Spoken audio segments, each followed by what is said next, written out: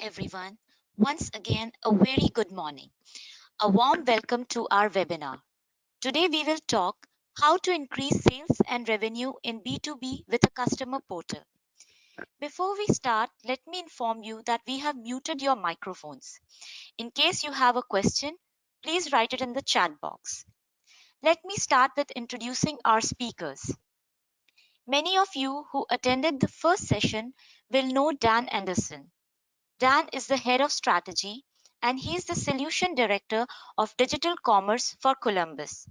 Dan has over 30 years of industry experience in business development, sales, and digital strategy. Robin Cavander, our next speaker, is an e commerce journalist and the strategic advisor with broad experience of issues in digital transformation and omni channel towards both B2B and B2C. Now, let's begin the webinar. Over to you, Dan. Thank you, Khushbu. So I'm Dan Anderson, working for Columbus, and beside me I have... Hi guys, I'm Robin Cavander, also working here at Columbus.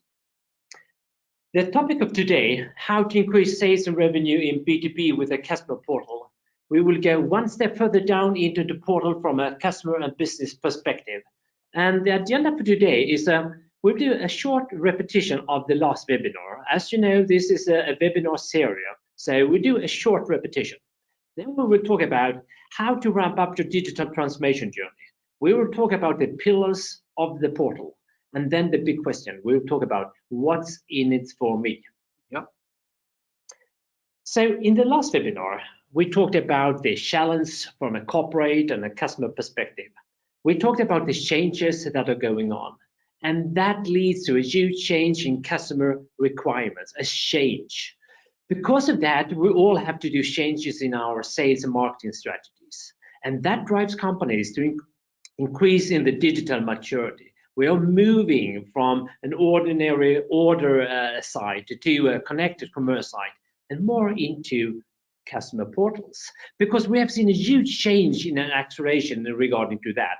The focus right now is very much on customer experience. We see a lot more questions, decisions, investments, coming up in the area of after sales and customer portals. And the common goal of a customer portal is to simplify everyday work for customers and improve efficiency at the side of the seller. Meaning, a solution where you're able to increase self-service for all involved in the buying process, all involved. We may have several different personas involved, and that could be like the professional buyer, the plant manager or machine operator, or dependent on your business. And preferable, we would like to address all of them individually and create an experience that is seamless, transparent, relevant, simple, just like the customer's ordinary B2C experience. And you should see the customer portal as a customer gateway to all your services and data. If you're able to expose your data and create this increase in experience for the customer, you'll take a huge step on your transformation journey and stand out from your competitors. That was a little bit about the message from the last webinar. Yes, thanks for the recap, Dan. And the first topic of today's webinar will be about exactly that, the transformation journey. And we all know that the future is digital. Companies are in constant change, and that requires digitizing and improve the customer experience. As you know, COVID-19 has also put a pressure on most B2B companies to ramp up their digital transformation to meet customer expectations. You need to move up the ladder of the digital maturity model from where you are today in order to stay competitive. Being a leader requires you to harmonize business models, be less siloed, and focus on customer centricity. Many companies we meet today are stuck somewhere in between the beginner and crawl stage, meaning that deliver basic customer experience with limited or traditional technology. And in these stages, there is no real change to the organization or the expected customer behavior. Robin, what do you actually mean here?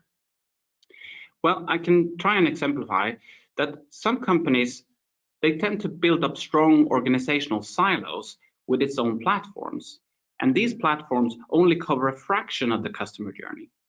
And as the need to digitize more processes and activities grow, so does the solution landscape. And the outcome of that is over time, you have many strong independently working silos with customer data being scattered across multiple applications. And this approach makes it almost impossible to scale and become customer oriented. And when comparing that to companies in the top of the maturity model, these companies are more synchronized internally. They work in cross-functional teams, they have customer-centric approach, meaning that they are highly responsive to change. But in order to move up one stage to the next, you need to have a clear and common goal and then make a plan how to become customer-centric. To have a customer-centric approach, what does that mean, Robin? Well, it means that you formalize your organization, the processes and systems to fit the needs of the customer, not the other way around. Because the digital transformation itself, it's not technical. That's the easy part. The real transformation needs to happen within the business, starting with its people. If you haven't got the people on board, your transformation project is set out to fail, and that's guaranteed. And this transformation has to be done throughout the organization, and especially in aligning marketing and sales, online and offline sales, meaning a transformation towards like common processes, clear handovers, one solution. It has to come together, share KPIs. So, Robin, could you tell us how you should start your transformation journey and or take the next step? Yes, of course, Dan. To keep it simple, the transformation journey has to be broken down into phases and activities to make it manageable. Of course, as you know, there are both internal and external forces driving the need to improve the customer experience. And when we talk about customer experience, we mean the entire customer journey, not only order, but also information and after-sale capabilities. A customer portal is, in our opinion, the best solution to consolidate, handle, and maintain all customer engagement in a good and structured way. But first, you need to establish your current situation. Start by making a digital assessment, but make sure to cover both the business, customer, and technical perspective. Then you should try and visualize your desired state. See it like a visionary image of what the customer experience would look like after the transformation has happened. Once that's been decided, you need to set a strategy, company goals, and high-level business objectives. It's important since goals tell you where you want to go, objectives tell you exactly how to get there. And remember, it's vital that your entire organization know what the strategy is and how you intend to get there, because that makes it easier to form projects and initiatives that may involve external vendors and stakeholders.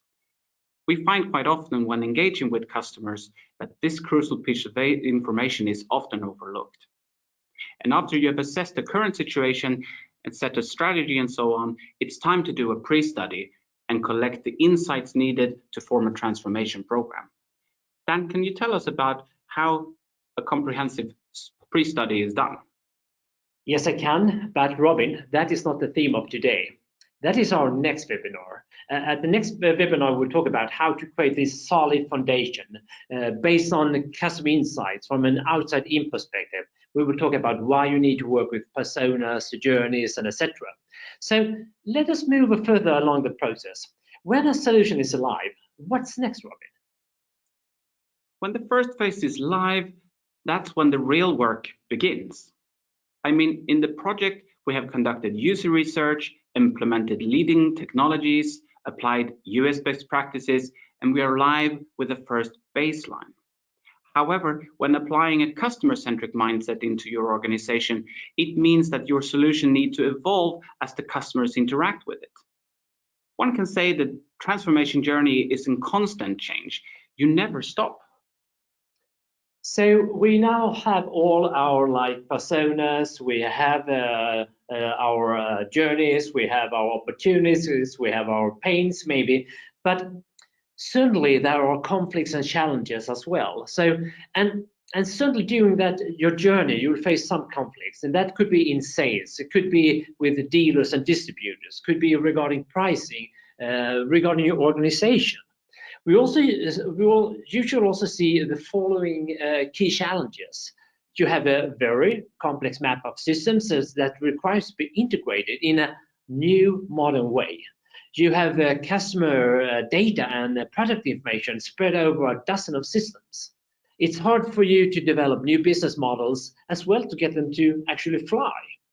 You have maybe many stakeholders with different kind of requirements. You have a global organization, you have local market organizations, you have markets with different kind of that are in different maturity stages. And then usually also it's a challenge to create a solution that is easy to use, easy to onboarding new customers, because usually it's because we see that you are losing focus. So keep customer focus. That is a challenge, not your organization, not your processes, and not your IT or architecture. And you have to manage your areas of conflicts and prepare for those challenges that you will meet during the transformation. Mm-hmm. And that leads us into our next topic, the main pillars of the portal. And building a portal is like a puzzle. Based on the insights from your pre-study, you have identified all challenges that need fixing. And by doing so, huge opportunities arise. Regarding what functional areas you should focus on, we normally find 6 main capability pillars in a customer portal. Order, where you typically place orders and find spare parts. Information, for example, personalized documents, detailed product information, and so on. Services and support, where all customer engagement are collected and maintained. We also see the need to present customers with insights, like refined customer data, notifications, and last but not least, account information. And of course, all of those pillars can be broken down into smaller pieces of requirements. And all those pieces of requirements have to be prioritized and laid out and connected to your customer journey. And that is not for one customer, it's for all your created personas. It has to work in all touch points, and you have to create an experience that doesn't break for any customer. Example, if you have a customer support that is great, your digital channels have to match that. Robin, do you have any insights here? It's easy to see the portal as an isolated area, but the opposite is true actually. All existing applications need to work in cooperation. So for example, make sure your corporate website is included in the customer journey, because your users will start on Google most likely and end up on the corporate website. And from there, it should be easy to guide the users into the portal. And that is something that we're seeing quite often, that you're forgetting that part? Yes, definitely. So, and for some cases, some customers requires sales rep involvement, other needs inside sales involvement. But for a lot of other cases, it may be more efficient to a lower cost, to an even higher customer experience to use or have a customer self-service portal. So how can we utilize some of the pillars? Robin mentioned order, services, information, support to drive customer experience and actually increase sales. So one, by mapping the journey with B2B self-services, we can really empower the customer, because today's B2B buyers want to manage their own data, products, services. They also want anytime access to your information, processes, and content. So empower them to access that account management anytime, anywhere, on any channel, or at least the mobile. Empower them to research and information gathering on installed machinery and access to related services and parts at any time without requiring like a sales appointment. And in general, make it easier to order parts and services using a personalized parts list for your registered machines. You could also have order templates, maintenance packages, and so on. Because customers will have greater control of the order process thanks to full transparency on order details, status updates, delivery notifications, etc. It also makes reordering easy, as well as following up on shipment tracking. That will dramatically improve the buyer's efficiency and productivity. And by using different self-service tools, that saves time and reduces human errors caused by the miscommunication that sometimes can happen with sales staff. 2. Post-sale is pre-sale. Remember that after-sales services is the start of the next order, so don't forget to focus on the last part of the customer journey. You can use product-related services to boost customer satisfaction and take advantage of upselling and cross-selling opportunities. The keys to success are personalization, relevancy, as well as fast and flexible communication across the touchpoints. So create relevancy by connecting your information to customers' products based on the product's usage, based on business relations, personas, based on behavior data that you have about the customer. And from a service perspective, a customer portal should enable a way to communicate with your customers on their terms. And that could be, for example, smart FAQs that are personalized and dynamically changed based on behavior. Chat and chatbots that can be used to guide and help the customers after a sale, or by showing personal notifications when the customer logs into the portal, which highlights that the user needs to take action. A customer portal should also enable customers fast access to information like user guides, data sheets, product information, e-learning content, and so on. 3. Create more time and let sales rep deliver value. As sales process becomes digital, the role of sales staff is changing. We are now in the era of empowered buyer who has greater independence when it comes to purchasing decisions. As a result, many pre-sales activities are already completed before the buyer contacts a sales rep for the first time. Yeah. Research done by Forrester states that anywhere between 57 to 90% of B2B buyers have conducted their own research online before engaging with the sales rep. That's right. And when they engage with sales, they want the experience to be in a more problem-solving, consulting manner. So sales reps should have a focus on the most important, where they can add real value during the customer's buying process. The use of a portal can actually shorten sales cycles, since all interactions, data, quotes, and projects are held in one place. You can also make use of these new tools to communicate with your customers that might be more efficient. And I'm thinking about like chat, customer notifications, guided shopping, queue browsing. And by having this consolidated 360 view of the customer in one place, you will certainly free up time for more qualified sales work.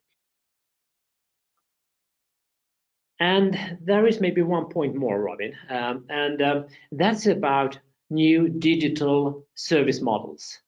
As products becomes more digitized, they can be replicated in a digital form and used to gather data.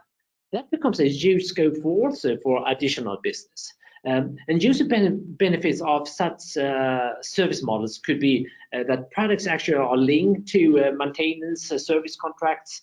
It could be predictive and automated reordering. So there's a lot you can do. But you should grow as you go. Start small and grow. Create your vision, as Robin talked about in the beginning, and lay out the puzzle of opportunities around the customer journey. Prioritize your puzzle, and then grow in phases and be agile in your approach. And remember also that all pillars create value. With an easy order process, you create value. But by combining the different kind of pillars, you create customer experience, you create a customer freedom. And remember also, it is a continuous work. You're not building the portal in once. So grow as you go. Now we've covered the pillars of the portal and discovered some potential functional areas. Next, we will talk about what business benefits a customer portal bring to your company. In short, you might wonder, what's in it for me? And when we ask decision makers within the B2B sector why they see themselves investing in digital commerce, the key driving forces are reduced of admin costs, increase of customer service levels, increase sales to existing customers, and improve the overall customer satisfaction.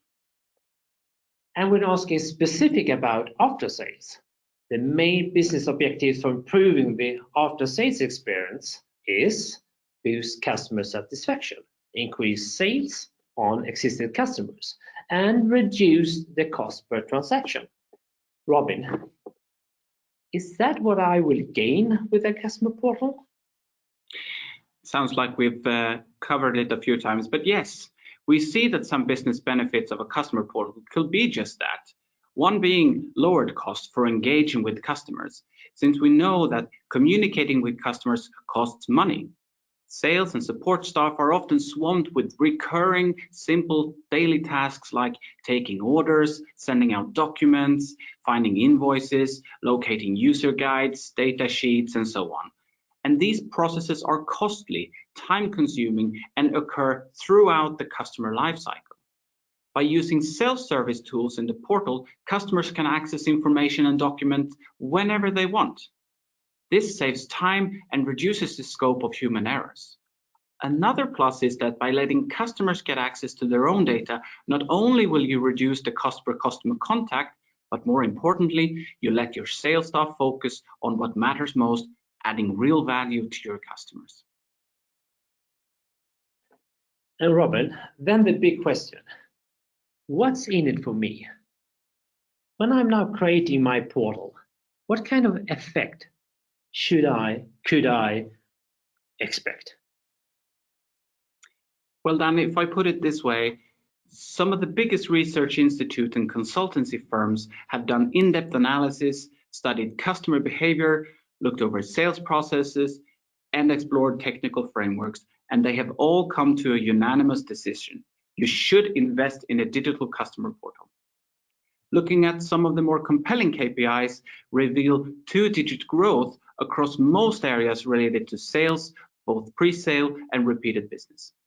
For example, Gartner predicts that by 2025, 80% of B2B sales interactions between suppliers and buyers will occur in digital channels. And if you have managed to properly align your sales and marketing efforts, companies can find up to 30% shorter sales cycles in combination with a higher lead conversion rate. And from an aftermarket perspective, businesses have gradually started to switch their focus from how do we acquire more customers to how do we retain the ones we already have. And again, Gartner states that you can expect up to 82% recurring business if the customer experience is done right.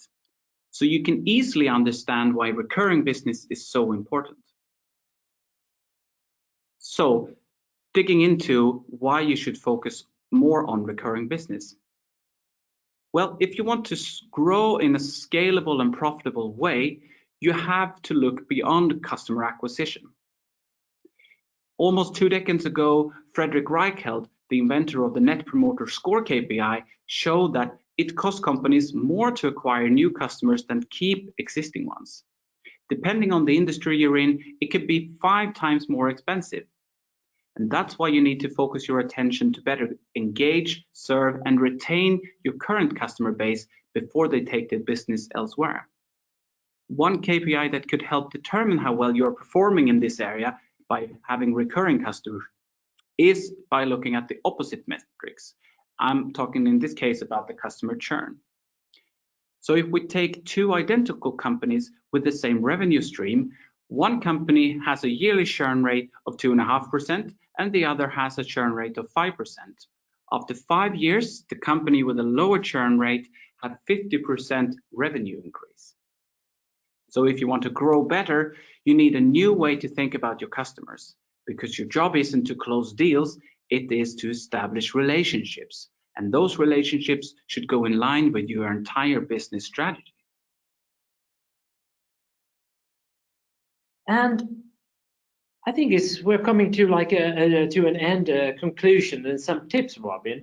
When I'm hearing both you and myself talking, it's a lot about customer focus, and I think that is one of the highest recommendations that we have. Like, have a customer focus and impress the customers with digital after-sales services, and I think that is for the future. And a second one is make the customer portal puzzle.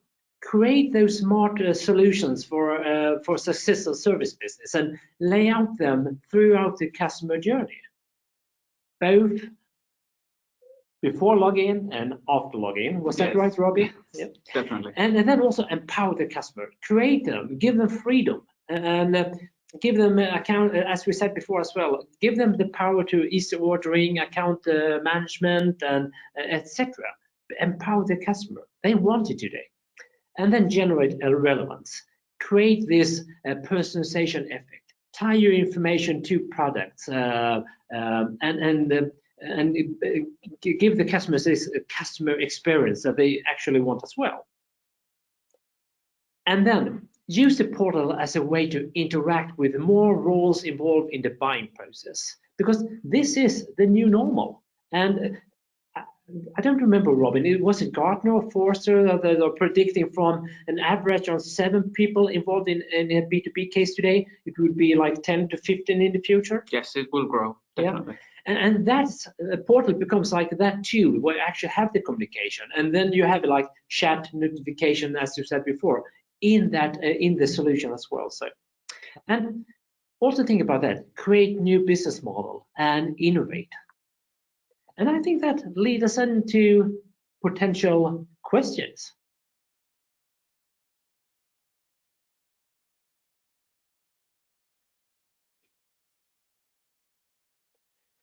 Do we have any questions coming up? No questions yet. Let me just check. Dan, we have 2 questions here. The first one, when doing a portal project, how certain can you be on your outline KPIs? Yeah, that I knew that was coming. Those figures are coming from Forrester and Gartner and their surveys. We see larger KPIs actually when companies are doing internal ROI work in the projects that we do. But I'd say it's like with any calculation or budget work, there is no guarantee, of course, but those who've actually started to do investments in this area are in a more stronger position today, I'd say, compared to those who start planning for a portal. Was that okay answer, Kushbu? Yeah. I have another question. Today we can't meet face to face. How is it to actually doing projects where you have to do a lot of workshops in this time of uncertainty?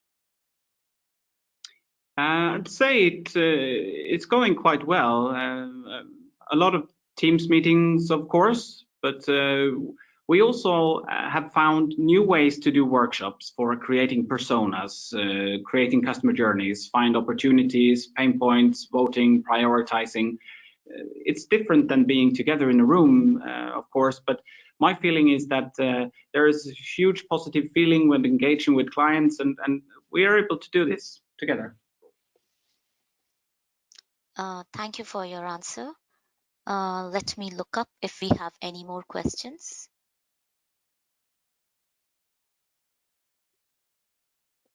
How do you convince an organization with traditional field agents to change? Can we take that once more? How do you convince an organization with traditional field agents to change? Yeah, I'd say that is the key challenges as we addressed earlier. You need to obviously have your sales team on board, look over the existing sales processes, and have this common goal, as we tried to mention out earlier on. You shouldn't have sales working as a separate silo to marketing, but try to align sales and marketing, because your customers are more, they read up more and do the research before engaging with sales. So that information and that part of the customer journey is now typically driven by the marketing team. So marketing and sales have to work together and create this kind of more clear and obvious handover between when an opportunity or a lead is coming into sale to be qualified better. Yeah, and what we also see is that, like in the traditional marketing and sales process, we have this maybe straightforward process where we have a lead, a market qualified lead, a sales qualified lead, and an opportunity, and then the sales taking over that process. But now with the digital channels and customer portals, we see that that is it's not we're not breaking that, but we get like a zipper effect where the situation is that it could start on the digital channel, then a salesperson are following up, then we have a customer support that are talking to the customer, then we have like a digital webinars and etc. So it's actually going back and forth. So we don't have this like streamlined processes. So it's extremely important that the sales and marketing and offline and online are seeing this as an opportunity. They are aligned in all areas. That is key. More questions? Yeah, I have another one. I'm sold to the idea of customer portal, but struggling with old legacy systems and scattered data. Any tips? What we're seeing today, I had there was one slide saying you have to connect in a modern way. Today, everybody is talking about creating, we'll say, API layers between your presentation layers and your business logic and your backend systems. And this API becomes like a contract between different kind of application, different kind of touch points, how they could collect data from your systems in the behind. So this API strategy, API layer becomes extremely important when you want to take your data and move them to the different kind of touch points that are facing the customer. So the tips is looking into APIs and make a strategy for that. Thanks, Dan. We have a few more coming in. The next one is, we have not done an initiative like this before. How can Columbus help us on this journey? The question is, we can help you with everything, but yes, we can. But Robin, no, I'd say that we looked at the kind of journey in these different kind of steps, and I'd say the assessment stage to kind of look at where you are currently today is where we typically would go about it. So we need to, together with you, find what kind of maturity level you are on, what different kind of state your different applications are. If you have started, as Dan was saying, with tying up these API contracts and build your API catalog, what your organization looks like, what your ambition is to grow and scale your business. So that is the first piece of information. And then you need to prepare for this kind of change with making a solid pre-study. And either you go about it by asking your customers what they want, or we do a kind of a hybrid approach, meaning that we apply some common best practices and knowledge from our existing portal projects and customer projects, and we take it from there. And then from a Columbus perspective, as a portal incorporates a lot of different kind of systems and etc., a portal can grow from your CRM part. It could grow from data. It can come from the commerce side. And within Columbus, we are working with all of those kind of practices. So, and I think that is a value for our customers, so that we can bring in that kind of knowledge for most of the things that you need in the portal. Okay, thank you. I have the next one. You have been emphasizing the need for after sales and avoid silo solutions. What integrated after sales suite do you recommend? When you're looking to buy like an e-commerce solution today, that could be like there are a lot of them on the market. There is a lot of different systems that are like more of out of the box, and then you have to develop for your needs and etc. Regarding to after sales and all the things that we are talking about here, there is not so much out-of-the-box functionality in the current solutions. But either you come from the commerce side, and after login you have those my pages, order history, and etc. Then you can grow on that level. So that you're like more, you're extending your commerce solution. But we also see that companies that have more need for taking more data and give that a possibility to create more of what I and Robin was talking about today. They're creating a presentation layer above the solution landscape, and then they have those APIs taking the data and move that up to those presentation layer, and you're building like a new interface to the customer. Yeah. So to make that an example, you can have your service tickets sitting in one solution, but for the customer, when they log into the portal, they see all their engagements. So they see the existing service tickets they've placed. They see any open service tickets that's maybe pending back and forth from a service agent, etc. You can see existing applications with service contracts that's maybe due to hand in for repairs or maintenance services, etc. So you see these kind of different applications come together to serve this after sale experience in the portal, but it can be multiple applications underneath. So instead of going in 5-6 different systems, you have one solid view of the customer. Yep. Next question, Great. if we have any.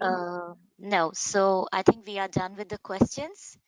Thank you so much, Dan and Robin, for such a great and enlightening session and just looking into all the questions. So Dan, would you like to proceed with anything else before the end of the session? Yeah, I would like to marketing our next webinar as well. We will take a little bit of holiday now, hopefully, but in January we will come up with 2 or 3 more webinars regarding to portals. It will be the next one will be more when we're going in and talk about how do we create this like 360 view user experience regarding to all those kind of functionality that Robin and I have talked about today. So more about the actual user experience, maybe some examples. And then we also will have another webinar that will covering more information. How will we actually take care of all the information, and how can we personalize that to the customers? And then a third one that we are writing on right now, that is actually when we are in the position to actually to choose architecture and how we actually are going to do it more practically, have a third webinar regarding to like solution. How do we do it more practically from an architectural perspective? So yes, that is my last slide at least. Thank you so much, Dan. We look forward that everybody will be interested in joining this session. I would like to thank everyone who participated, and thanks for your questions, thanks for your interest, and we will come to you with the recording of this webinar so you can always listen to it later. Yeah. Okay, and thanks from Robin, and me as well. Yeah, thanks guys for listening in. Bye bye. See you soon. Bye. Bye bye everyone. Thank you.